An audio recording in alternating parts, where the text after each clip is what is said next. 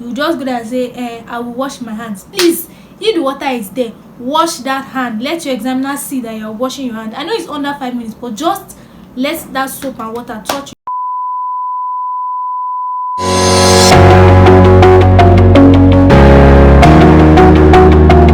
Hello everyone, and welcome back to my YouTube channel. If you're here for the first time, hi, my name is Busari Imoleayo and I'm a registered nurse based in Nigeria. Here on this channel, I film about nursing tutorials, nursing chit-chat, as well as health education. And today we're going to be doing an Osce demonstration of vital signs. Please click on the subscribe button or icon to join the YouTube family, and also on the bell icon so you don't miss any video from me. Without further ado, let's get right into today's video. This video was actually requested by one of our viewers, Queen. She requested for this video about 2 or 3 weeks ago, but I've not been able to do it because at first I thought I would need to get someone to act as a patient while I do the demonstration, but since obviously I can't get someone, so I'm going to be doing like a demonstration of it, and I'm going to give you the guideline for doing it. So we all know what the vital signs are. They are cardinal signs that we check to assess the physiological state of the body, and they include temperature, respiration, blood pressure, and pulse. The tip here, if you're asked for the fifth vital sign, the fifth vital sign is pain. Yeah. So to check temperature or to start a vital signs procedure, it is actually a tray procedure, and on your tray you're supposed to have 2 gallipots containing wet swab, dry swab. You're supposed to have a kidney dish to receive used swab. You're supposed to have a thermometer in a jar, or if it's a hospital where the patient has their personal thermometer, then the thermometer is going to be with the patient. Then you're going to have a sphygmomanometer and a stethoscope you use in checking your blood pressure. You have your TPR TPR sheet, where you're going to record all your readings. You know, temperature is measured in degrees Celsius. You measure your pulse in beats per minute. You measure your blood pressure in millimeters of mercury, and your respiration in cycles per minute. So without further ado, let's get right into the Osce demonstration.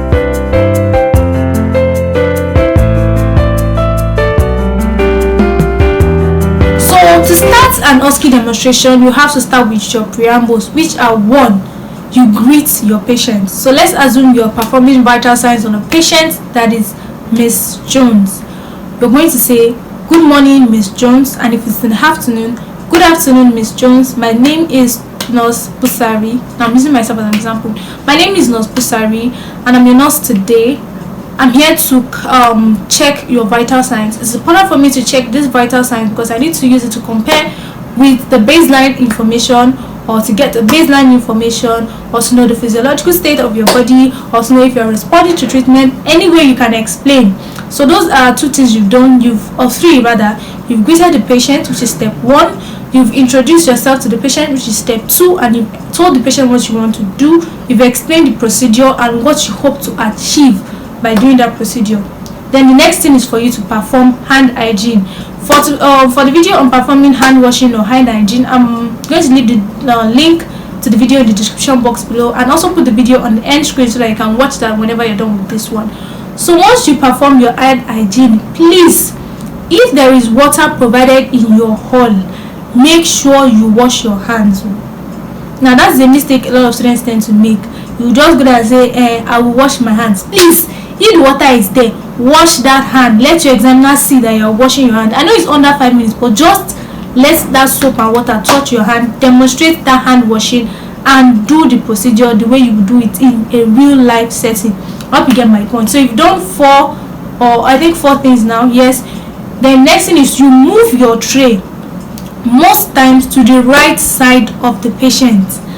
The right side, because I think that is the easiest side for the nurse, and most times the patient belongings are placed on the left side. But for exam purposes, and because of the way nursing is, you're to move to the right side of your patient. So don't forget that when you're patient your patients, you also move to where your right leg is.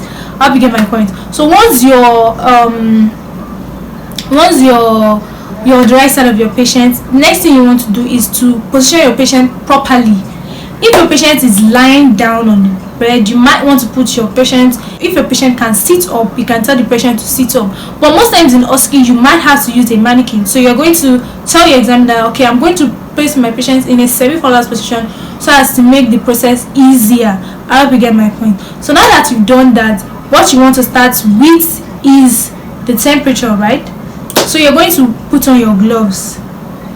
You use gloves for vital signs. Please ensure you're putting on your gloves. Don't use ordinary hand to carry out vital signs. So I'm going to go through the steps we've gone through again. 1, you greet your patients. 2, you introduce yourself. 3, you tell the patient the procedure, what you hope to achieve. 4, you wash your hands. You put on your gloves. Then you move to the right side of your patients. You reposition your patients in a way that is going to be convenient to carry out the procedure. I hope you got the first part. So now let's move to the procedure itself. So guys, this is my personal thermometer that I'm going to be using to demonstrate. Now I don't have gloves here, so I'm going to assume that I'm putting on gloves. So if you want to check your patient's temperature, you're going to want to bring it out the thermometer like this, and you're going for the axilla region. You get my point? Except it is specified in the question that you have to use the rectal temperature, or you have to check the oral temperature. If that is not stated, most times you go for the axilla. And you don't put, if the person is wearing clothes like mine, you have to go through, I don't want to open my clothes on channel. So you're going to have to go through this cloth and put it under the armpit of the patient into the to the axilla rather. Then you're going to have to close the patient's hand and bring it to the chest. Please make sure you close the patient's hand around the thermometer, and you leave it to read for 1 minute. Please let it read for 1 minute. Don't just put it and remove it. Don't just put it and remove it after like 5 or 10 seconds and tell the examiner you're done with the temperature. The examiner is going to even most times the examiners are not supposed to talk, so the examiner is just going to nod and mark you down. That's the end of your temperature. So you make sure that the thermometer stays there for about 1 minute. So if you're using this type of thermometer, which is a digital thermometer, the advantage is that once you turn it on, it will give a sound once it has stayed up to 1 minute under the armpit of the patient. So while you've left the thermometer on under the armpit of your patient, the next thing you're going to do is to count your pulse. Please, if you're going into the hall for vital signs in Osce, ensure your wristwatch is working. If your wristwatch is not working, ensure your breast watch is working. And if your breast watch and your wristwatch are not working, ensure that the wall clock inside that hall is working. Now here is why. If you just pretend that you're counting the pulse, most times if you're even going to check vital signs, they might have to bring in a live patient, and they may tell you not to use a mannequin because you're going to have to record everything you're reading or you're examining or you're checking. So if they're bringing in a real patient and the person is sitting, like a real person is sitting, or you're checking the pulse with a clock, with a breast watch or a wristwatch that is not working, what do the examiner decide to confirm? You're on your own. Because how do you want to tell the examiner that you counted a pulse for a full minute with a wristwatch or a breast watch that is obviously dead and there is no wall clock in the exam room? Use your sense. So you're going to count the pulse while you're waiting for the thermometer to give the sound, and most times you use the radial pulse, which is here. So I'm going to do it on myself. So I'm going to be like, so let's assume this is the hand of the patient, but I'm going to check like this and count for a full minute. Please count for a full minute. So it's going to like go in line with the time that the thermometer is checking the temperature. So once you're done with that, you check the temperature, you've checked the pulse. Just try to like keep the pulse reading in your head. Then when you're done checking the pulse, you're done checking temperature, you might want to go for the respiration next, because those three are, you can do them hand in hand. You get my point? You can do it consecutively. Yes, it won't give you a much problem, unlike when you now have to check blood pressure, which is where a lot of students used to have problems. I think other vital signs, blood pressure checking seems to be where students used to have little or minor challenges. So most times start with temperature, pulse and respiration, so you get your scores for that. So now you're going to check the blood pressure, and for that I'm going to be using my aneroid sphygmomanometer here. Please, you may be asked in the question station that what is the instrument used to measure a blood pressure, and most people miss the spelling. It may seem very simple, but people tend to make it. Tell you Sorry, I'm just getting this to open. Now I haven't used this in a while. But if you're going to use it to check the blood pressure of your patient, you're going to want to have to check. Most times this cough, they have indications on them. I don't know if you guys can see. You can see my cough has right arm, left arm written on it. So I'm just going to have to check. So if your this is obviously my left arm. So if your if the sphic provided to you does not have a label like this, you're going to have to check for the brachial pulse first. You get my point? You're going to have to check for like the brachial pulse here, which is usually around this area. Now you should have learned that in anatomy, but just for the purpose of this exam. So you're going to show your examiner that you're checking, and as you're checking, you're saying, I am checking for the brachial pulse, so as to know where to put my cough. Then you're going to put your cough about 2 or 3 centimeters above where you felt the pulse. You get? It's going to be really difficult demonstrating this on my own because I'm the only person here, but I'm going to try. So let's just assume I'm putting. So I'm going to be self-checking my blood. I'm also going to be using my stethoscope to complete this procedure. So I know this is weird, but I'm just trying to give you guys a demonstration because there's nobody here to act as a patient. So first thing, you make sure you check if it's working.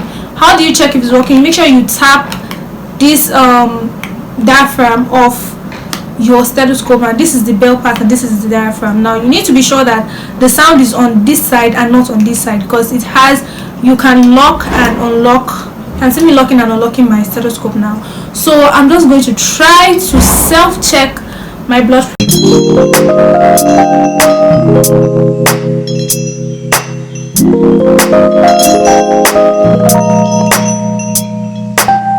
Okay guys, sorry, this is not going to work because I tried doing my own, but I don't think this is going to work. So I'm just going to like give you,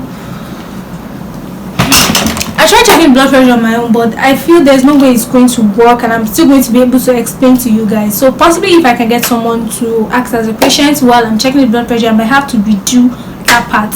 But this is it. When you're checking blood pressure, you make sure that the cough is about 2 or 3 centimeters above the place where you felt the brachial pulse. You pump your cough, then you place the diaphragm part. You've checked if your stethoscope is working. You're going to put it on that part where you felt the brachial pulse. Then you start reducing gradually. If you reduce all at once and you move your stethoscope and you tell your examiner 120/80, my dear, there is no 120/80. The only 120/80 you are getting is 0 inside your is 0 inside your answer booklet or whatever the examiner is going to tick. So you reduce it gradually. You make sure that you check for where you can hear the first sound, which is going to be your systolic blood pressure. Then when you stop hearing the sound, it's going to be your diastolic blood pressure. And when you are done, remove your gloves, wash your hands, and document. Please, when you are documenting, put the right time. If you're checking 12:03, if the person that checked before you checked 12:03, you should not be writing 12:03 because 5 minutes have gone. So you should be checking yours around maybe 12:10. You get my point? So you put the right time, put the right date, and the right readings that you've gotten from the patient. You put it all there, and then you can discard your tray and finish up the procedure. So guys, I hope you guys got all my description of the vital signs Osce demonstration, the preambles, the procedure, and the ending part.